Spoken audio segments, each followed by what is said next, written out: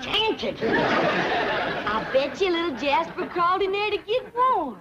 Who in tarnation is little Jasper?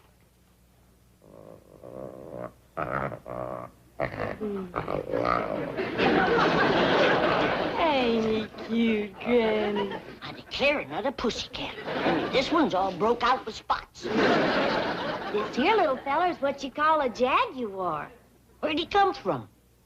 Critter Doc drove to zoo, said he comes all the way from South America. Down Louisiana way. Nice country. He'll bring you home to wean. He says, I got away with the critters.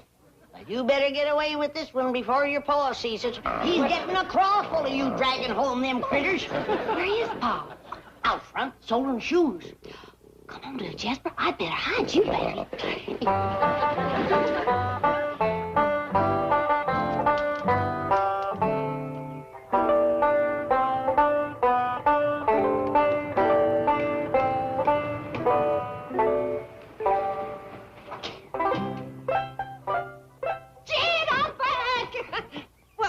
It's me, Pearl. Don't you want to kiss me? Just didn't want to nail us together, Pearl.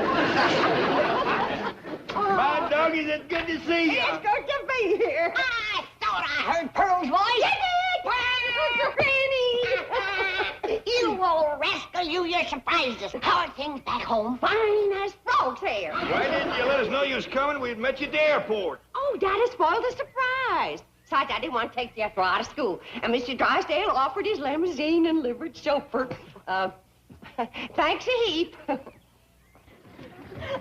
Honey, May, it's good to see you. Well, tell us all about Jeffrey getting married. Did you have a big fancy wedding in your parlor? Sure she did. Pearl's been planning that for years. It didn't quite come off the way I planned it. What happened? You know, I had Jeffrey all set to marry Albert Ledbetter, that tall spring bean of undertaker over to Ripley. Good, steady fella, Al. Best undertaker in the whole county. Only undertakers in the county. Nice feller, too. Oh, Granny, I wish you could have seen the way he decorated my parlor. Well, you couldn't walk for the flowers. They weren't all strictly fresh, mind you, and some of them still had the black ribbons on them. Oh, flowers is flowers. Al never was one to waste nothing. Well, what happened, Aunt Pearl? Didn't Cousin Jethrine marry up with Undertaker? Stood him up, eloped with another man. There goes my free funeral. Well, tell me, Pearl, who'd Jethrine elope with? That drummer from Joplin, Jasper Depew. Why, he weren't no more than half her size. I reckon love ain't measured by a yardstick, Granny. And they do look happy. Sent me a snapshot from Turnersville. How'd old Al Ledbetter take it, Pearl? Jethrine stand him up like that. Took it right nasty, Jed. He backed his hearse up to the door and hauled away every single flower. Where'd he take her? Straight over to Elverna Bradshaw's parlor. He up and married her daughter before them flowers could wilt. Al never was one to waste nothing. Jed, I gotta have... Hello, son. Ma! Come and see. Jethro, put me down. Jethro, what are you doing home from school in the middle of the morning? Did you hear your ma was coming home? No, Uncle Jed. They just found out over at school that I ain't got no certificate of health. What's that? That's something that says that I'm healthy. I'm say you're healthy. Now, go on back to school. I gotta have an examination first, Granny. Stick out your tongue. You're healthy. Get back to school. Granny, I reckon he's got to be examined by a doctor. I've been doctoring better than 60 years. It's gotta be a doctor that's what they call a MD. What does that stand for? Mr. Doctor, I reckon. Well, I'm a MD. Mrs. Doctor. Granny, maybe he ought to do like the school says, huh? City doctors. Trouble is, we don't know no doctors. Well, I know the critter doctor over to the zoo. Jethro's a human being, Ellie Mae. Thank you, Ma. We asked Miss Drysdale. I hear tell she's been to every doctor in Beverly Hills. Hey, Marie, the maid, told me about a doctor she's been going to for 7 years. He must be a crackerjack. What's his name? Let me think. It commences with D. I got it! Dr. Twombly. Twombly don't commence with a D. Well, doctor does. You run upstairs and take a bath and put on some clean underwear and get over and see him. Okay, Ma. I sure hope Dr. Twombly don't examine his brains.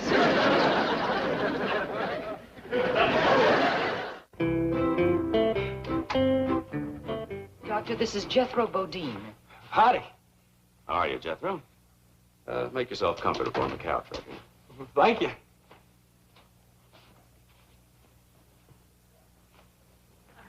Well, would you like to tell me all about yourself and why you're here?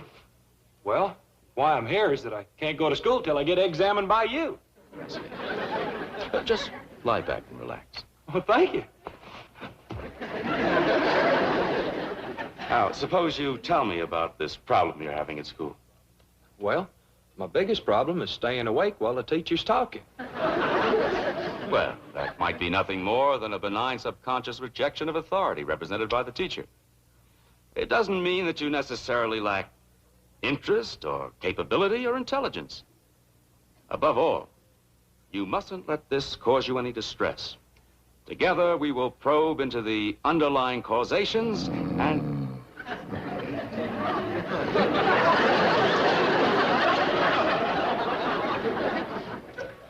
So good to feel needed.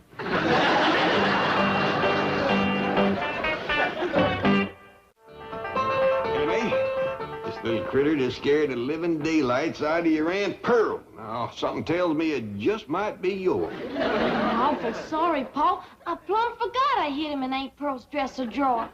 He just loves to get in betwixt clothes and snooze.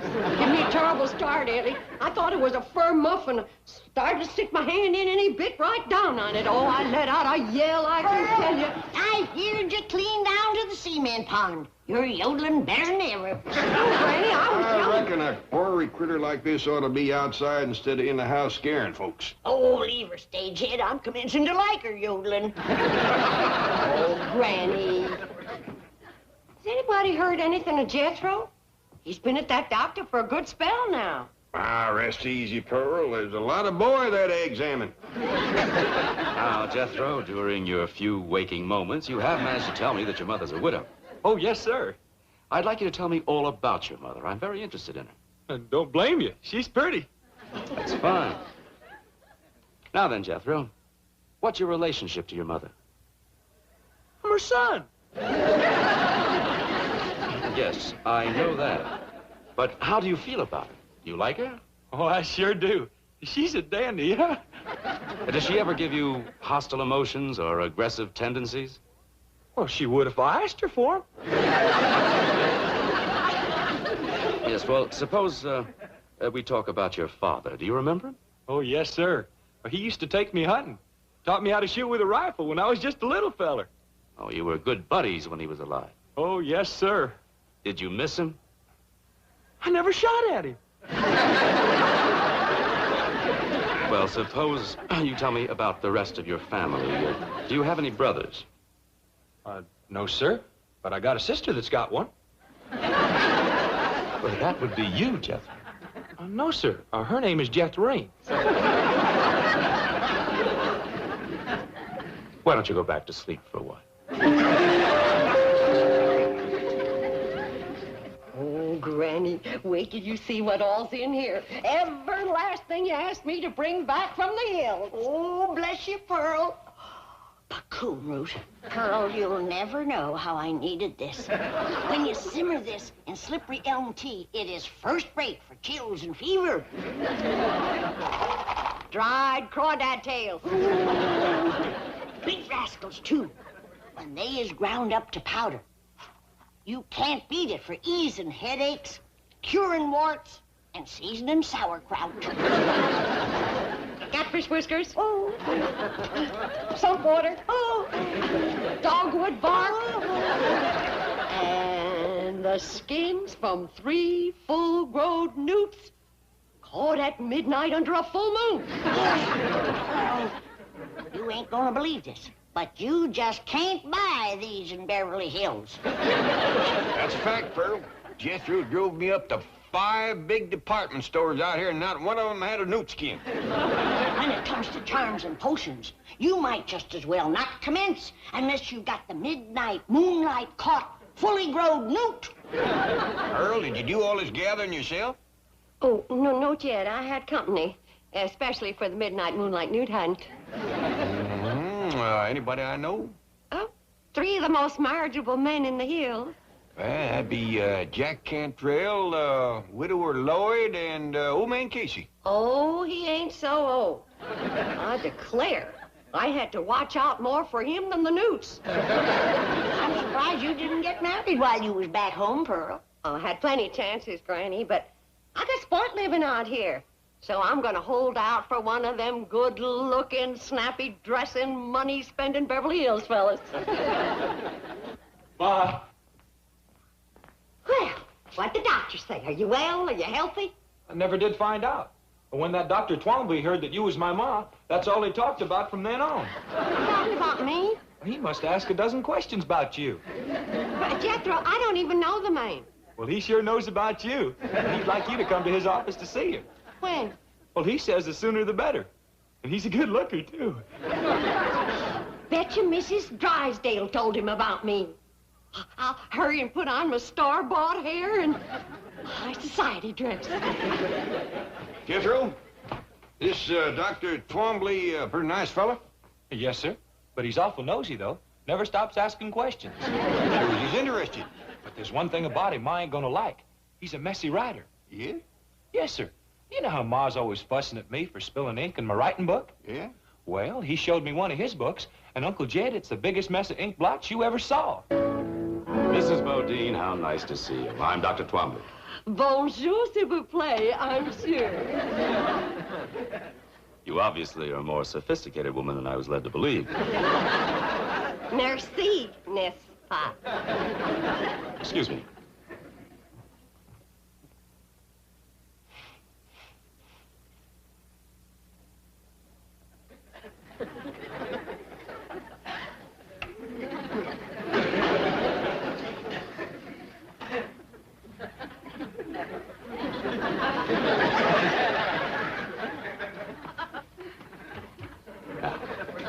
Step over to the couch and make yourself comfortable. Oh, sit down. Sit down. Relax. Let's get acquainted. You get the wrong idea just because I talk French. Bodine, you don't. You bet I don't. Here you are, Doctor. And I postponed your golf date until 3. Thank you. Dr. Twombly? Yes, but I'm busy right now. I'm sorry, you cannot see the doctor without an appointment. I wouldn't count on that, ma'am. It might be a good idea for you to leave the room.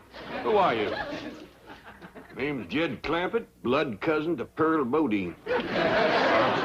Good. It's all right, nurse. Mr. Clampett, I'm glad to see you. Before I shake your hand, maybe I better speak my piece. By all means. Sit down. I'd rather stay on, thanks, and I'll get right to the point. Back where I come from, we don't take kindly to anybody trifling with our female kinfolks. But, Mr. Clampett, I take into account that this is a big city, and your ways are probably different than ours. When my cousin Pearl tells me she hadn't no more than said howdy, and you commence pulling her to the settee, by doggies, that's dropping a rusty bucket down my well. Mr. Clampett, you don't understand. I do this every day. I'm a psychiatrist. But I'd try to get cured of it if I was you. Unless you're liable to wind up bad hurt. Let me explain and apologize for the mistaken impression. You can come out the house, explain to Granny, and apologize to Pearl. I'd love to come to your house. I want to meet every member of your family. Well, that'll be fine. But keep a tight hold on your feelings. I reckon Cousin Pearl can look after herself, but I got a daughter, Helly Mae, and I catch you making one move in her direction, you're gonna find yourself weighing about 3 bullets heavier. Pearl, drink this sassafras tea. I bolstered it up with a little Mountain Dew. Calm you down. Thank you, Granny. Pearl, I wish you'd wear this thing or put it away. I keep thinking it's one of Ellie's critters. A bit ago, I tried to feed it a saucer of milk.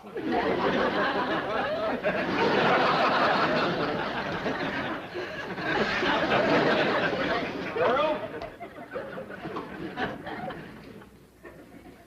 You do something different to your hair? Oh, Pearl, Jethro and me brung that Dr. Twombly home here so he could apologize to you. Oh, I got it.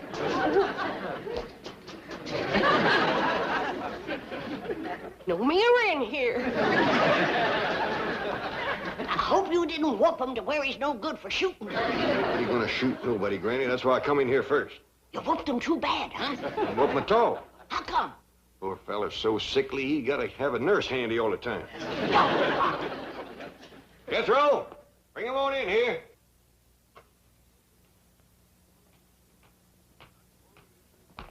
Dr. Twombly, this here is Granny. I'm pleased to meet you, Granny. He don't look too sickly to whoop. You want me to whoop him, Granny? You go look for some chores. What, for instance? Put some air in the truck tire. They won't hold no more air, Uncle Jed.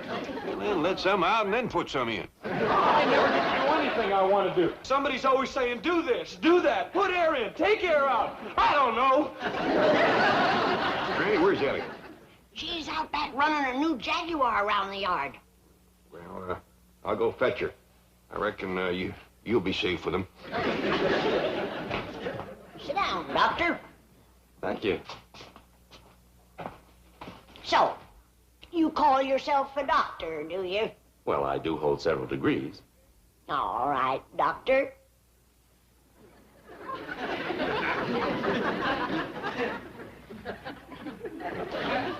How do you cure warts? Warts? Yeah, warts. Well, dermatology isn't my field, but I assume electrodesiccation is still a preferred method. Oh, is there a newer method? Stump water and lye, mixed with ground up crawdad tails, daubed on with the leg bone of a buzzard, just before the moon comes up. Think you can remember that? Well, I'll try. Mm-hmm.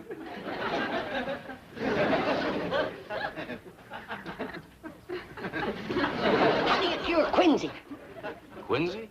Tonsillitis. No, that wouldn't cure it. An inflammation of the pharyngeal area. I don't care what you call it, that wouldn't cure quinsy. Quick, what kind of poultice for rising in the ear? Poultice? What's acidity for? Well, How would you cure the vapors?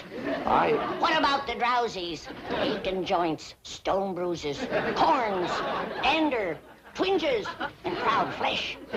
These things are outside my field. A doctor goes where he's needed. He don't just stay on his own land. Now, you sit right back down. Remember what I told you. Hey, this here is Dr. Twombly. Howdy. How do you do? Are you the young lady with the new Jaguar? I sure am. You want to see it? Well, yes, I'm an enthusiast myself. Is it in the garage? Yeah, right in the yard. Come on. Now, you sit right there. LMA, bring it in the house. A Jaguar in the house? Is it all right, Pa? Yeah, as long as you don't take it upstairs again.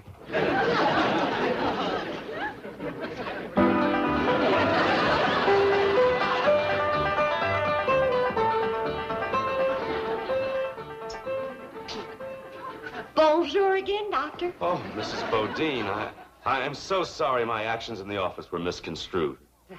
They was downright forward, but if you want to court me proper, you can come into the parlor. Uncle Jed, looky here.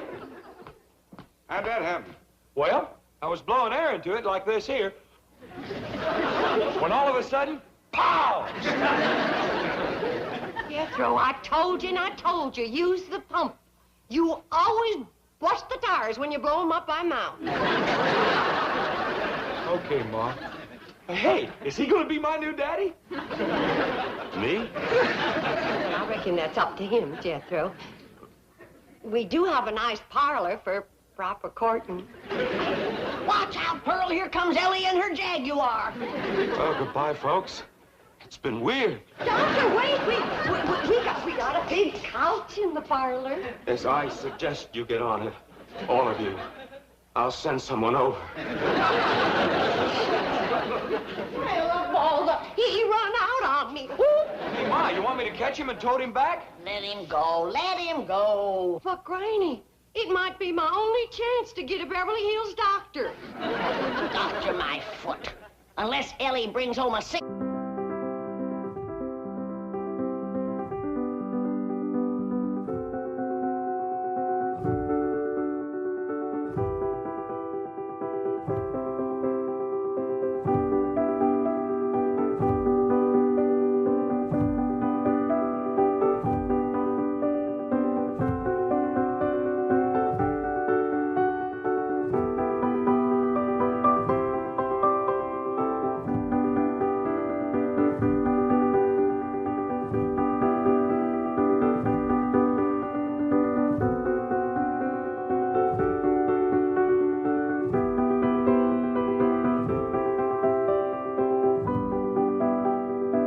Up in the rope.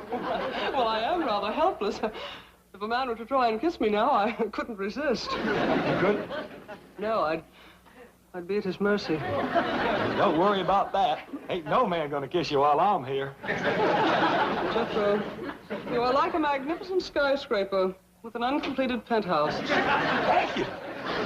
Oh, that reminds me, Dr. Twomley is most anxious to see you again. Well, I'm anxious to see him, too. He never did give me my certificate of health for school.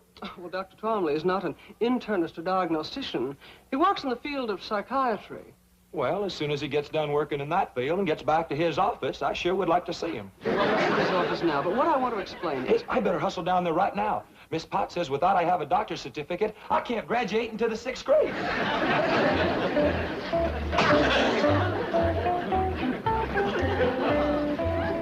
Jethro? Oh, good morning, Granny. Morning, Miss Hathaway. Where's Jethro? I told him to string me a clothesline in here. I'm gonna have to take a hickory switch to that boy again. He's gone, Granny, but you don't need a clothesline. I sure do. Can't hang him outside. It's gonna rain today. But, Granny, you have an automatic clothes dryer that... Rain today. That's right. Well, I just read the weather forecast in the morning paper, and it says fair. Yeah, it's gonna be a pretty fair rain. Granny, the Government Weather Bureau says no rain today. Is that a fact? Granny? Oh, howdy there, Miss Hathaway. Howdy. Granny, your soap's hardening up real good. I best go out and start cutting it into cakes. It's gonna rain today. Miss Clampett, perhaps you can ease Granny's mind about this rain. Oh, that don't vex Granny none. She likes rain. Besides, it don't rain enough out here. It's not going to rain today. Who says it ain't? Well, the U.S. Weather Bureau. Who's he? If I had to narrow it down to one he, I guess I would have to say chief meteorologist. Well, yeah, them Indians is pretty good at reading rain signs, but I'll go along with Granny. The United States Weather Bureau does not depend upon rain signs. It is a vast complex of highly skilled meteorologists working with the latest scientific equipment.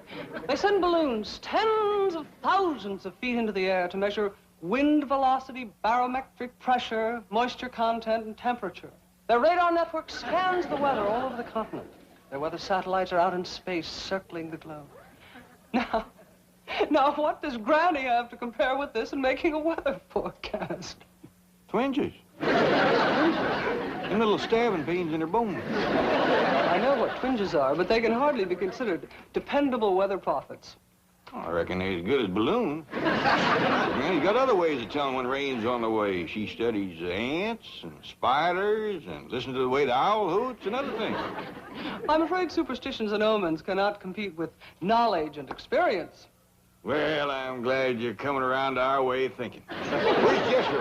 Granny's gonna want him to tote that soap in before it rains. He's gone to Dr. Twombly's office. Good. He's gonna need that health certificate at school. I've got to have it before I can graduate to 5th grade. You're in the 5th grade? Yes, sir. Fixing to scoot right on up into the 6th quick as you can give me my certificate of health. Jethro, a simple physical examination's no problem. I want to explore your mental capacity, your cerebral region. Should I take off my shirt? No. That won't be necessary. Just make yourself comfortable on the couch over there. Well, what did you do to your thumb? Oh, I have a patient who thinks he's a dog.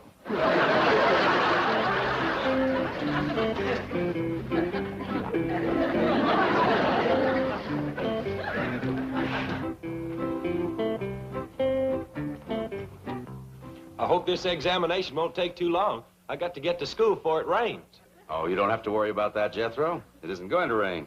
Oh, yes, it is. Granny says so. When Granny says something's going to happen, it happens. Sounds like she has remarkable powers. Strongest little woman you ever did see. I meant clairvoyant powers. Would you say she's a medium? No, sir. I'd say she's a small. She's strong as a medium, and if she ever took a switch to you, you'd know it. Has she ever taken a switch to you? Oh, she sure has. Woo. And you stood for it? Last time stood for pretty near 2 days. Sounds like your grandmother is rather savage. Sometimes she's as ornery as a mud wasp in a dry gourd. Violent temper. I'll say. You're afraid of her. Oh, yes, sir. She's vicious? Well, that's a fact. Mean? Darn tootin'. Cruel? Oh, yes, sir. You hate her. Granny? Why, she's the sweetest little woman that ever lived. But you said she whips you. Well, she sure does. How often? Just as often as I need it. Jethro, you're quite a remarkable boy. Oh, is the examination over? No, just fine. Now, you say you don't hate your grandmother. But how do you feel about your Uncle Jed? Is he a strict disciplinarian? Uncle Jed says that's nobody's business. What? He says it don't matter what church you go to, just so long as you go. My question wasn't about religion. Well, if you ever get one, you just ask Uncle Jed, because he can quote the good book from cover to cover. That's wonderful. So you like your Uncle Jed? Oh, yes, sir. Well, back home, I used to brag that Uncle Jed could outshoot, outlift, outhunt, outfight, and outfigure any man in them there hills. I see. Back home, you were proud of him, Oh, yes, sir. But now that you're in Beverly Hills, surrounded by well-educated, well-dressed, sophisticated, important, and successful men, you still brag about him? No, sir, I don't. Uh-huh. Why not? Uncle Jed says it's sinful to shame these puny little city fellers.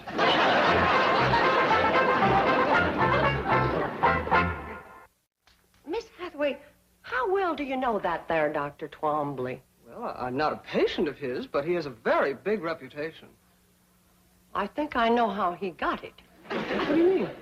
I wasn't in his office for 2 minutes, and he tried to lure me to his couch. Well, he does that with everybody. He's a psychiatrist. Yeah, he admitted that to me, and I told him he ought to try to get himself cured. Psychiatry is what he practices. Well, he ain't gonna practice on Pearl. Now then, Jethro, as I've already explained, sometimes we have hostilities and aggressions which are so deeply hidden from our conscious mind that they reveal themselves only in our dreams.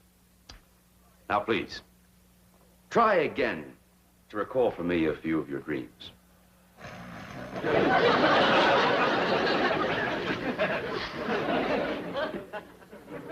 Jethro. I want you to tell me about your dreams. You keep asking me about my dreams, but you won't let me sleep long enough to have one. Let's forget about the dreams and go back to your conscious relationship with your family.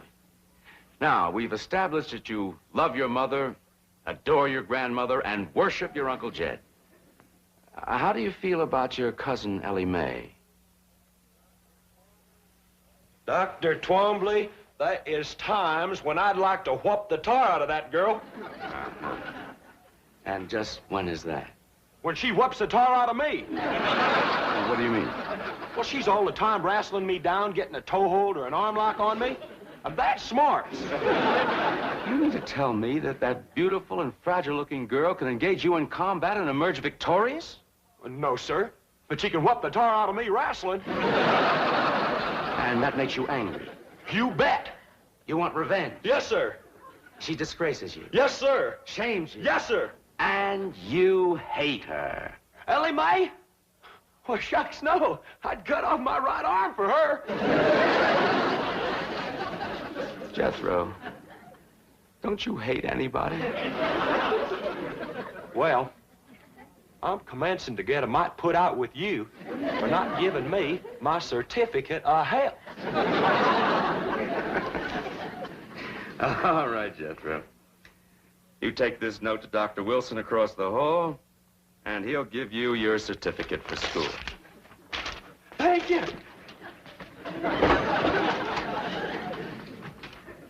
Oh, howdy, Mr. Drysdale. Well, Jethro, hello. You going in to see Dr. Twombly? Briefly, yes.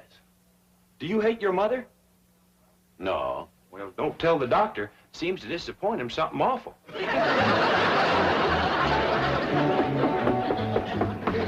Come in. Hello, Jean. Oh, Milburn. Oh, biting nails again? Your wife was scheduled for this hour. Yes, I know. She just called me from the beauty parlor. She's running a little late there and felt she needed that more than this. And I have to agree. Your wife's doing fine. She's greatly improved. Oh, really? You know, it's hard to believe that once she was worse than she is now. Oh, I'm greatly indebted to both of you for putting me in contact with that wonderful Clampett family. Fascinating, aren't they? Remarkable. Jethro is the most uncomplicated teenager I've ever met. Yeah, the whole family's uncomplicated. Happy as hogs in a mud waller. You are close to them. I'm proud of it. You're just the man to get me back in their good graces. Oh? What happened? Jethro's mother misunderstood my invitation to the couch. I'm persona non grata up there. You just come with me. I can fix that. Wonderful. I'm especially anxious to question Granny. That little woman is a walking encyclopedia of mountain medicine, superstition, and phenomena. She absolutely fascinates me. Maybe I ought to ride into town with them and stop off at Dr. Twomley's office. See what's happened with Jethro. Pearl, don't throw yourself at that goomer doctor. Oh, he ain't no goomer doctor. Well, he ain't a regular doctor. I asked him. I says, how do you cure warts? And he commences giving me a lot of talk about a electric needle. Right quick, I says, how are you gonna thread it? With baling wire? He had no answer for that one. Maybe he ain't just the best doctor that ever come along, but I kind of like him. Well, I still say don't throw yourself at him, Pearl. If you want to see him, I'll conjure him over here. How? My love charm. I got him all wound up. All it needs is a little starting powder and you to say the magic words. Granny, I don't hold with conjures and love charms. Pearl, with your boy in a Beverly Hills school, why do you want to stay so ignorant? I don't use this kind of stuff in Beverly Hills. That's why it's so powerful out here. They don't know how to fight it. Open the pouch a mite, and I'll sift in a little starting powder, and then you hold it to your heart, and you say the magic words. Granny, I don't know how to do it. I'll show you. Now you watch. Darling, darling, my true love, come a-swooping like a dove. Oh, Granny! Granny! There's somebody here to see you. Granny, I couldn't wait to see you again. Great hounds and gnats, I conjured them for myself. Get away from me, it's Pearl you want, not me. Toads and buzzards, bats so mean, switch the spell to Pearl Bodine. Get away from me! You stay away from me! You stay away from me!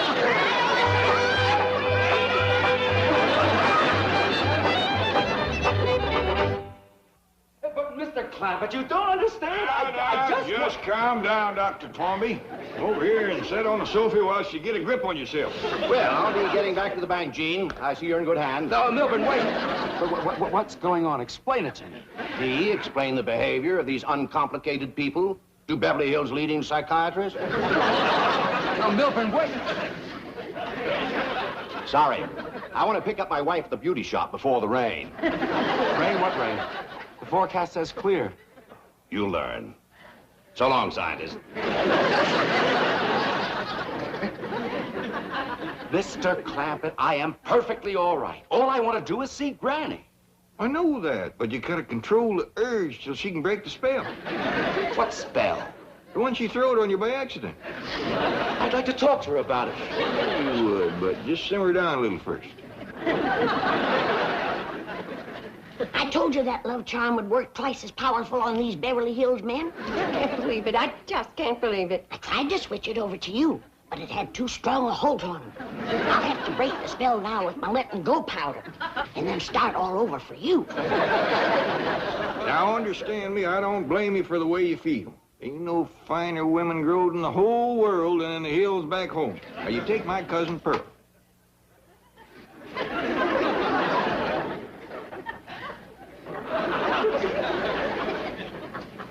Powder, powder, white as snow, make the spell of love let go. The spell is broke, Jed. You can let him go now. Oh, Granny, wait, what did you do to me? Come back. I want to talk to you. Granny, please. Granny, looks like the spell ain't broken. Never seen a man held so tight in the grip of love. You gotta remember, this feller's a psychiatrist to start with.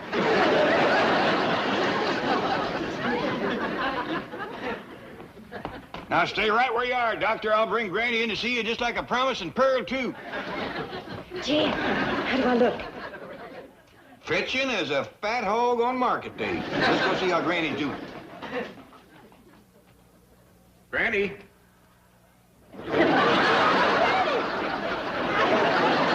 Doggy, you'd scare away vultures. I do appreciate this, Granny. Me too. Come on. I'm glad to get shit of the rascal. Why, they must be 30, 40 years difference in our ages. At least? I'm not about to get mixed up in one of them May and December courtships. Here they are. Oh, bonjour, Monsieur Doctor.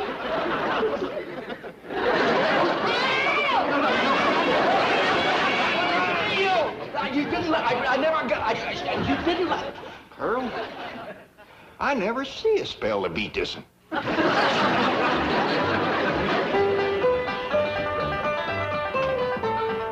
got him settled down. I think I found his weak spot, Pearl. What's that? He's mighty fond of music. Come on in, yodel for him. Jed, I just can't bust out yodeling for no reason. Well, don't worry. I'll lead you into it real natural. Well, I just hope it helps to get his mind off Granny. Me too, Pearl. I'm getting awful tired of that young feller chasing me. Why, there must be 20 years difference in our ages. At least. Come on, Pearl. By dingy's daisy, it was your love charm that got him started. But maybe it's your own charm that keeps him going. Oh, say, Dr. Twombly, did I ever tell you about my cousin Pearl here being an extra fine cook and housekeeper? Yes, you did. Did I tell you about her dressmaking? Yes. Sock darning and shirt mending? Yes. Well, speaking of yodeling, at least, Pearl.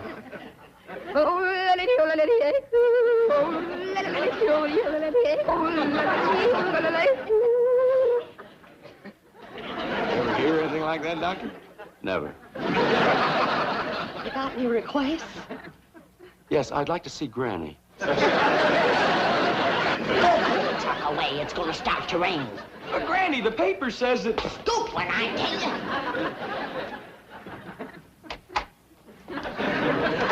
Did I hear Jeff? Oh, here you are, Granny. Thank goodness. At last, maybe we can be alone together for a little while. I've got so much to talk to you about. Before we begin, I want to remind you that I ain't no spring chicken. I couldn't care less. I'm glad you're the age you are. Well, you ain't exactly just hatched out of the egg yourself. So much the better. Gives us more in common. Well, as long as you got your eyes wide open, let's go into the parlor. No, wait. I've got a better idea. We'll only be interrupted in there. My car's out front. We'll go for a drive. We can talk much better that way. Is that your car out front with no top on it? Yes, I always take the top off this time of the year. Well, we can't go driving because it's going to start to rain. No, it isn't. No, I say it is. But I heard the news on the way over. The weather forecast is for clear skies. What time is it? A little before 3. It's going to start to shower any minute. No, it isn't. No, I say it is. What makes you think so? I've been reading the signs. What signs? The way the ants is banking the dirt up in front of their holes. And the owl is hooting close to the house during the day. Fascinating. Come on. You can tell me all about it while we drive around. I told you I ain't going driving in the rain. But, Granny, it isn't going to rain. You are the muleyest goomer of a doctor I ever did see. Come on. Come on, Granny, help us coming. See, I knew this would happen if we stayed here. Leave him be, Jed. We's old enough to know what we's doing. Besides, he's got to get his car under cover before the rain hits. It isn't going to rain. Now, look, let me show you. Look. Did you ever see such a clear blue sky, such a... What's that black thing? That's a rain cloud. Hi, doggies, Granny, you hit it right on the nose. Oh, my God!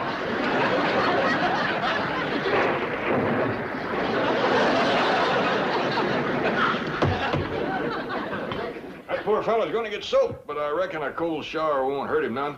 Might even broke the love spell you throw it on him, Granny. Oh, I don't care about that no more. Things wouldn't have worked out between him